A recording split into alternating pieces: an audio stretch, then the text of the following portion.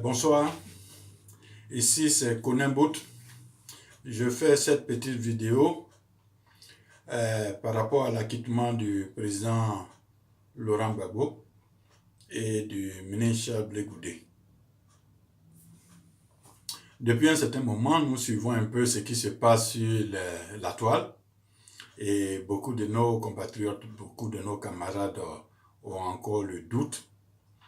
Mais je voudrais rassurer les uns et les autres en ce qui concerne notre victoire, la victoire du droit sur le mensonge et l'injustice. En effet, nous avons tous constaté que depuis le début, le président Gbagbo l'a dit et le ministre Chablé Goudé aussi l'a repris. Ils ont dit ceci, que nous allons partir jusqu'au bout. Le président Gbagbo a demandé au juge de dire la vérité, de dire le droit. Il a même dit, je compte sur vous. On m'a envoyé ici, on veut m'envoyer ici, parce que j'ai respecté la Constitution. Bien, qu'est-ce qui s'est passé le 15? Le 15, pour ceux qui sont surpris, le droit a été dit. Ce n'est ni une faveur, ce n'est ni une erreur judiciaire. Ils ne se sont pas trompés. Les gens ne se sont pas trompés. Les juges là, ils ont dit le droit. Et c'est ce qu'on attendait depuis fort longtemps, qu'ils disent le droit. Parce que nous sommes confiants depuis le début. S'ils veulent dire le droit, ils ne pourront même pas trouver un seul élément contre le président Gbagbo.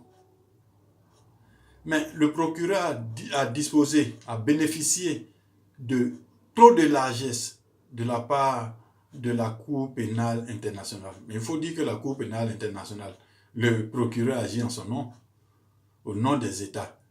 Donc il agit au nom de la Cour. Donc c'est tout à fait normal qu'on lui accorde quelques privilèges, même quand il rentre dans l'irrégularité. Bien, donc il est lieu d'être content, il est lieu de manifester notre joie, il est lieu de dire aux gens qu'il n'y a rien contre le président et qu'il faut vraiment le libérer. Parce que les juges ont rendu une décision historique en respectant le droit.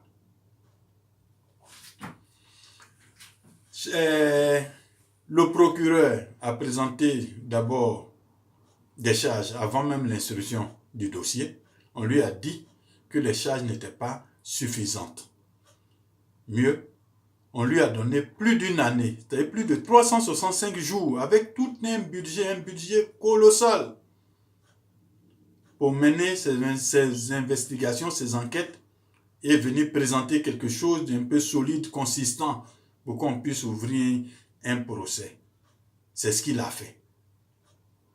Il pèse sur les États une obligation de coopérer. Mais le régime, pour ne pas dire les gens qui sont venus au pouvoir par effraction, par la violence, par rébellion, sont partis au-delà de cela. Ils ont donné des éléments, tous les éléments à leur possession. Ils ont même falsifié des vidéos, ils ont falsifié des faits, des écrits, tout. Falsifié des témoins qui sont venus, qu'ils ont remis au procureur. Fort de cela, ils nous ont fait croire et savoir qu'ils avaient un dossier en béton contre le président Gbagbo et le ministre Chablé Goudé. Mais ils risquaient gros. Là-bas, c'est autour de 30 années de prison si tu es reconnu coupable. Et la prison à perpétuité. Quand il y a d'autres circonstances qui rentrent en jeu. Imaginez-vous. Mais nous sommes confiants. Le président Gbagbo n'est pas un meurtrier, ce n'est pas un tueur, c'est ni un tueur à gages comme les uns et les autres. Donc nous sommes confiants. Ils avaient tous les documents avec eux. La TCI, là, la télévision mise en place par l'armée française, était à leur disposition pour capter et capturer toute information. On avait la RTI qui émettait, mais ils ont pris possession du palais présidentiel, de la résidence présidentielle. Ils ont eu droit à toutes les informations, à tous les documents. Qu'est-ce qu'ils sont venus nous présenter? Rien d'intéressant. Donc, il a bénéficié de cette faveur, c'est-à-dire il a présenté 2 fois 2 dossiers. Mais mieux, le procureur, il avait encore en sa possession 2 moyens pour convaincre la Cour. Il avait 2 types de preuves. Il y a la preuve, il devait fournir des preuves. Parce que l'article 66, là, qui parle de la présomption d'innocence, dit clairement que toute personne est présumée innocente jusqu'à ce que sa culpabilité soit prouvée devant la Cour conformément au droit applicable. Et cette preuve incombe au procureur de la République qui doit convaincre la Cour de la culpabilité des accusés au-delà du doute raisonnable. Il faut faire attention à ce thème-là, au-delà du doute raisonnable. Ils n'ont pas dit sur la base du doute raisonnable. Ça dit au-delà. Ce n'est pas 50-50. Ce n'est pas 50-50. Au-delà du doute raisonnable. C'est le droit. Ce n'est pas nous qui l'avons écrit. C'est comme ça. Quand tu poursuis quelqu'un au plan pénal, il faut prouver. Et c'est toi qui prouves. Toi qui le poursuis là. C'est toi qui prouves. Donc, il faut prouver au-delà du doute raisonnable. Voilà. Et pour ça, il dispose de 2 types de preuves. Il y a les preuves classiques que nous connaissons. Les preuves, les vidéos, les audios, les écrits. Mais il y a les autres preuves qui sont les témoignages.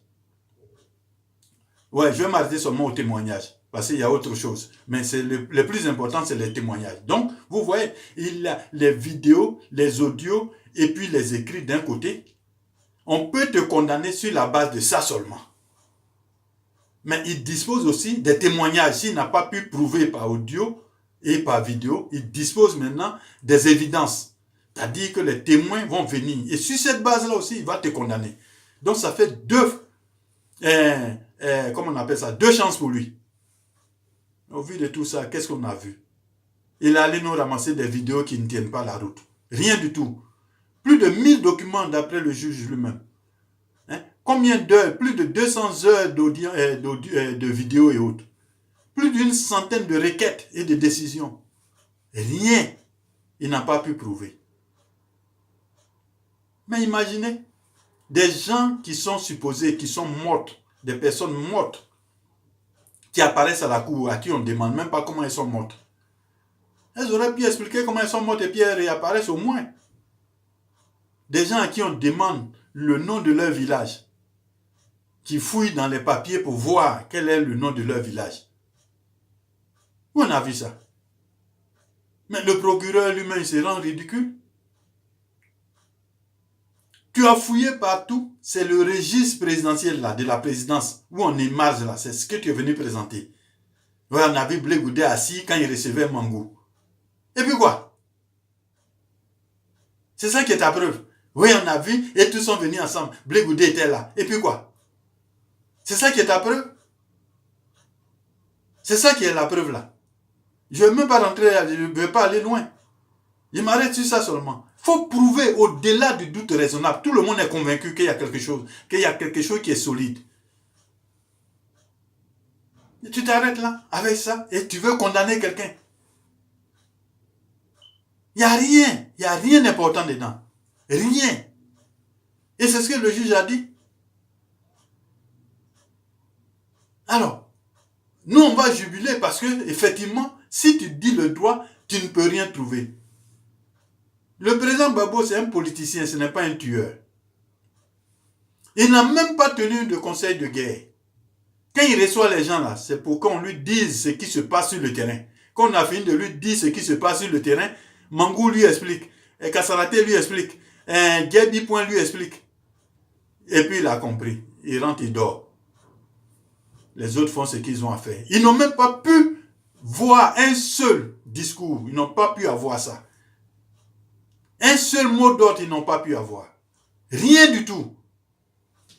Alors, c'est dans votre imagination. Le juge, là, il disposait encore de 2 bases sur lesquelles il devait inculper les gens. La responsabilité individuelle pénale. Et puis maintenant, la responsabilité des militaires et ou des supérieurs hiérarchiques. C'est-à-dire que le président Gbagbo, il est au-dessus de tout ça. Donc, il dispose de tout. Lui seul. Responsabilité individuelle, tu ne peux pas prouver. Responsabilité des supérieurs, en tant que supérieur hiérarchique aussi, tu ne peux pas prouver. Alors, dans ton imagination, tu veux quoi? Tu fais même appel pour quoi? Pour garder le président là, c'est devenu un jeu pour toi. Mais la cour l'a dit, tu n'as pas de preuves, tu n'as rien, donc on le libère. Tu fais appel dans la panique. C'est la panique générale. Il demande 48 heures. C'est là que le juge a péché. Le juge a fait une erreur technique, une erreur tactique, une erreur technique. Quand il soulève l'article 81, mais l'article 81, ce n'est rien. Le procureur, là, il sait ce que c'est que l'article, il sait ce qu'il a à faire. S'il veut faire appel, ce n'est pas au juge de lui dire. Le juge est là pour dire le droit. Tu dis le droit, tu lui indiques son droit, c'est tout. Et la plupart du temps, on indique le droit à l'accusé. On lui dit ses droits, que tu peux faire appel. Donc, il pouvait se limiter là. Mais comme dans le procès, le juge a allé au-delà, il donne des indications, il oriente les gens. Ça ne se fait pas en droit. Il demande à McDo, tu veux faire appel. Pourquoi? En vertu de l'article 81, 3C, petit i. Si tu veux faire appel. Ce n'est pas à toi de lui dire. Tu lui dis, oui, l'article 81 te permet de faire appel. C'est tout. Et puis, on s'en va. C'est lui qui fait son appel. Les gens sont libres. C'est comme ça. C'est lui qui doit courir après l'appel. Mais le juge, dans la panique, parce que les gens criaient quand il était en train de prononcer le verdict et la décision, il a été un peu embrouillé. Donc, il allait demander à McDo et il a poursuivi. McDo dit, donnez-moi 48 heures. Il dit non. Maintenant, là, tu dis quoi? Il dit, ouais, donnez-moi 30 minutes. Le juge dit, bon, te donne un jour. Voilà où il a péché. Ça a permis au monsieur de se ressaisir un peu et de prendre du recul. Mais il est revenu. Il a changé encore, comme d'habitude. Il est parti maintenant sur l'article 81, 3C, 2I. Mais tout ça, là, ça a été balayé. Il soulève maintenant le dossier d'évasion et tout ça. Comment on appelle ça? La gravité des charges et tout ça. Mais le juge, encore, pour la deuxième fois, l'a mis KO. Il a dit, ça ne tient pas la route. Quand on va à la cour, là, c'est suffisamment important.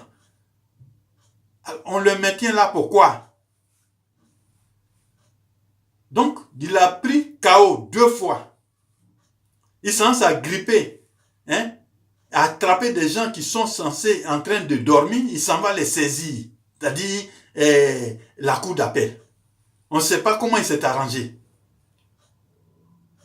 Et comme il y a des Africains là-bas, toujours les mêmes. Ils se réveillent et puis ils viennent et puis ils s'auto-saisissent. On n'a jamais vu ça. Et ils rendent une décision là, le vendredi. Pour dire oui, on va essayer de voir. Non. McDonald's n'a pas reçu la détermination par écrit. On comprend ça. Mais ce n'est pas tous les jours qu'on met par écrit séance tenante. Là encore, on ne sait pas qu'est-ce qui s'est passé pour que les gens n'aient pas fait ça avant même de se présenter là. Parce que ce qui se passe dans la justice, c'est que les gens doivent statuer sur tous les points, tous les chefs d'accusation, les 4 chefs d'accusation. Et comme tout est fait au secret, chacun s'assoit, il lit et puis donne sa détermination. Il fait sa soumission, il donne sa détermination. Donc c'est tout cela qu'on met ensemble. Donc la voix dissidente, tout cela, lui, il aura l'occasion de venir les étudier pour voir s'il y a quelque chose qui milite en sa faveur en appel. Mais les gens sont libres. Mais comme la Cour pénale a ces dispositions qui sont particulières, on permet aux gens de pouvoir stopper cela. C'est ce qu'ils ont fait. Donc quand tu lui donnes la possibilité de le faire. Mais nous sommes confiants. Imaginez que le président Gbagbo et le ministre Charles Blé Goudé aient été déclarés coupables. C'est ça qui est le problème. S'ils étaient coupables en première instance, c'est nous qui allons courir après les appels maintenant. C'est nous. On n'allait même pas savoir où mettre la tête. Mais là, ils sont acquittés par 2 fois. On doit se réjouir. C'est l'autrui maintenant, c'est l'autre qui fait maintenant appel. Dans la honte. Avec tout ce que tu as présenté, tu fais appel. Tu as présenté quoi d'autre? Qu'est-ce qu'il va présenter d'autre? Rien du tout. C'est une perte de temps pour rien. On va te maintenir pour voir si l'appel peut aboutir. Mais l'appel peut être refusé même d'ici demain, après-demain. Ça peut être refusé. Ou alors, bon, pour lui faire plaisir, on peut dire, oui, bon, il y aura un appel dans 2 mois. Mais quand il dit que le président Gbagbo, on ne sait pas où il va aller, le juge l'a dit, il dit, en février 2018 et en décembre 2018, ils ont dit, quand ils ont fait leur demande de liberté provisoire, ils ont dit qu'ils étaient prêts, surtout le président Gbagbo, à aller en Belgique. Donc il a déjà dit où il va être. Même si c'est VAD, imaginons qu'il s'évade. Mais les articles sont là, qui prévoient comment coopérer avec les États où il se trouve pour le faire entrer. Ça, c'est votre travail. Ce n'est pas le travail de quelqu'un. Ça, là, on appelle ça, comment on appelle ça? Procès d'intention.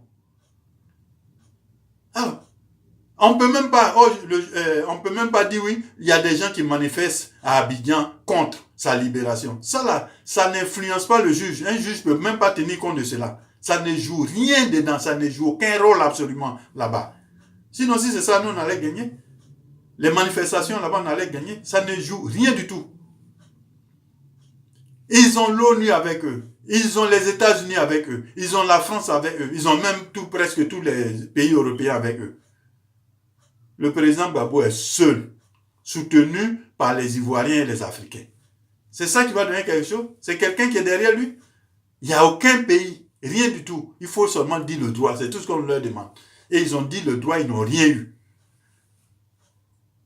Et ils ne pourront rien avoir. Là où, comme on a dit, là où ta hache n'a pas pu casser le fagot, ce n'est pas ton couteau de table qui le fera. Voilà. Ils n'auront rien et ils n'ont rien. À part faire durer le plaisir pour faire plaisir à quelqu'un. Mais comme le professeur Léon Zahiri le dit toujours, tout finit par finir. Et ça va finir. Et nous là, c'est comme ça, c'est en train de finir, c'est fini là, il n'y a rien d'autre. Donc, tout ce que nous devons faire, c'est de nous agiter pour leur dire, il n'y a pas d'autre solution que de libérer le président. Vous n'avez aucun autre élément. Il n'y a pas une autre solution, il n'y a rien d'autre. Donc, libérez-le, c'est tout ce qu'on attend. Le reste là, c'est des formalités. Voilà. Quelqu'un qui est libre là, tu ne peux pas lui demander où il va. Maintenant, ça aussi c'est prévu. Vous pouvez mettre des restrictions en attendant qu'il y ait appel, qu'il poursuive son appel. Mais nous, on s'en fout de ça. Il est libre, voilà. Où il va être, ça, vous devez déterminer. Comment vous allez faire? Avec condition? Oui. Bon, tu es libre, tu peux aller partout sauf en Côte d'Ivoire. C'est tout.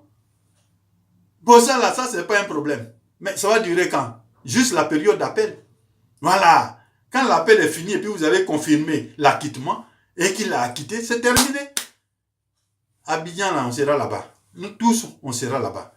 Donc, chers amis, chers frères, chers compatriotes, chers pro-Gbagbo, je viens encore vous le dire. Soyez confiants. Il n'y a rien d'autre. Il n'y a rien. Ce n'est pas une faveur, ce n'est pas une erreur, ce n'est rien du tout. Il n'y a que la vérité. Voilà, les gens ne se sont pas trompés. Ils ont fait ce qu'ils pouvaient, ils ont tout fourni et il n'y a rien.